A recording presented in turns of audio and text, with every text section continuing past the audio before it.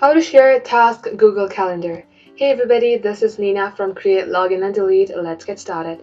Open up your any browser and at the search bar type in gmail.com. Once you do so, you will see your Gmail. Then click onto this puzzle icon. Then you will go to Calendar.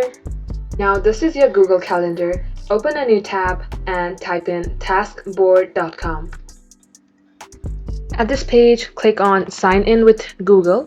Once you're done logging into Taskboard, let's go back to our Google Calendar.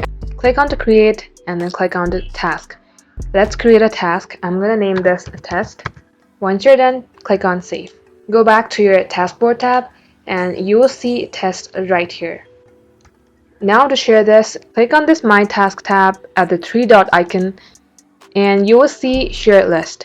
Click onto that and you can copy the link. Now you can paste the copied link to anyone's Gmail, and that is how you share task in Google Calendar. That's the end of today's tutorial. If you found this video helpful, do give it a thumbs up and we will see you in our next upload.